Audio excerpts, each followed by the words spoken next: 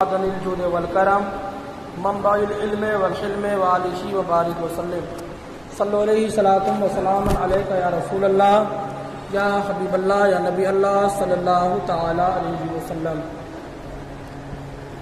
کسی شاعر نے کیا خوب کہا کہ بے خطر کود پڑا آتش نمرود میں عشق، بے خطر کود پڑا آتش نمرود میں یہ عشق، عقل ہے یہ محو تماشائے لب بام ابھی، عقل ہے یہ محو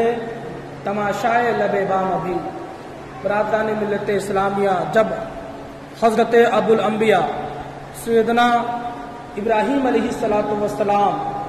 حد بلوغیت کو پہنچے تو اس وقت بابل کی سرزمین پر بت پرستی اور بابل کا کوئی بھی مکان، کوئی بھی محل ایسا نہیں تھا جس محل کے دروازے پر بتوں کی تصویر،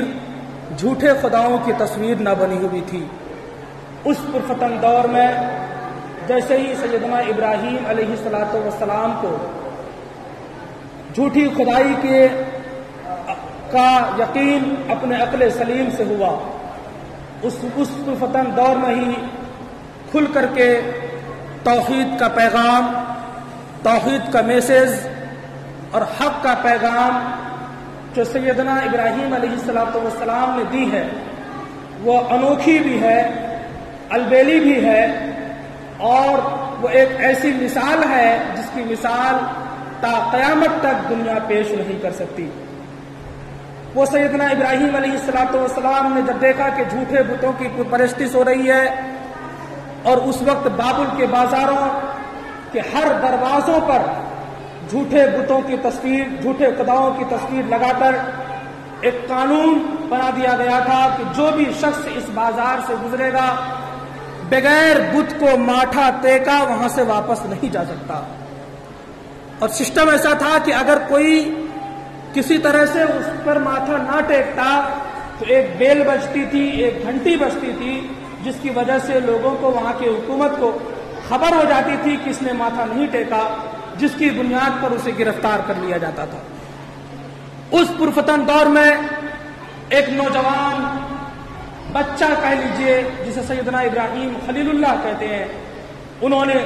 پرفتن مظاہرہ کیا اور توحید کے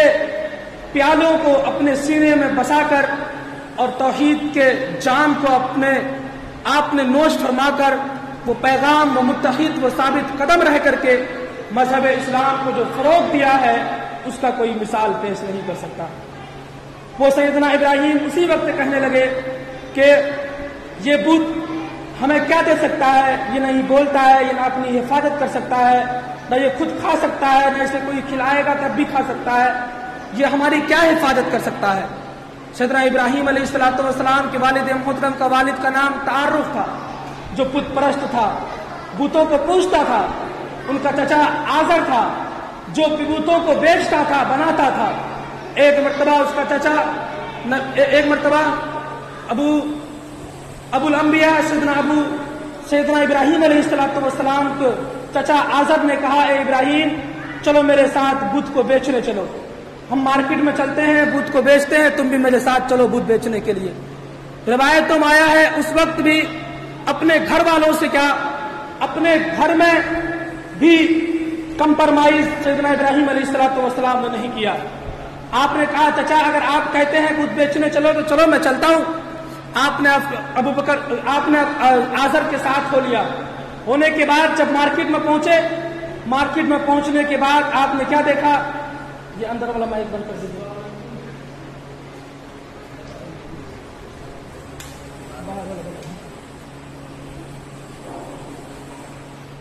آزر نے کہا کہ اے ابراہیم میرے ساتھ چلو بت بیچنے کے لیے۔ ابراہیم علیہ السلام آزر کے ساتھ ہو لیے۔ جب آزر کے ساتھ ہو کر کے بت کو بیچنے کے لیے گئے تو اس وقت روایتوں میں آیا ہے سیدنا ابراہیم علیہ السلام ہے، ابھی آپ حد بلوغیت کو کراس کیے ہیں، تقریباً آپ کی عمر اس وقت 13 سال سے بھی کم کی عمر تھی۔ اس وقت آپ نے ایک بت کو لیا اور ایک کیچڑ میں ڈبویا۔ کیچڑ میں ڈبونے کے بعد کہنے لگا، اے مارکیٹ کے وہ لوگ جو بت خریدنے آیا ہے، دیکھ لو یہ بت کو میں نے کیچڑ میں ڈبویا ہے، یہ بت خود اپنی حفاظت نہیں کر سکتا، اپنی جان نہیں بچا سکتا، اگر تم خریدنا چاہتے ہو تو خرید لو۔ جو چیز، جو شخص، جو بت اپنی جان نہیں بچا سکتا، اپنی خود کی حفاظت نہیں کر سکتا، وہ تمہاری خدا بن کر کے تمہاری کیا حفاظت کر سکتا ہے؟ اگر تم بچانا چاہتے ہو اپنی جان تو بچا لو، اگر تم اسے خریدنا چاہتے ہو تو خرید لو۔ اس وقت بھی لوگوں نے نہیں مانا، اور اس وقت بھی سیدنا ابراہیم علیہ السلام نے اپنا چچا کے ساتھ بالکل بھی کمپرمائز نہیں کیا، توحید کا ساتھ دیا، حقانیت کا ساتھ دیا، اور مذہب اسلام کو فروغ دینے میں مکمل طور پر کوشاں رہے۔ وہی سیدنا ابراہیم علیہ السلام جب بابل کی سرزمین پر خوب زیادہ بتوں کی پرستش ہونے لگی، اس وقت سیدنا ابراہیم علیہ السلام نے کیا کیا کہ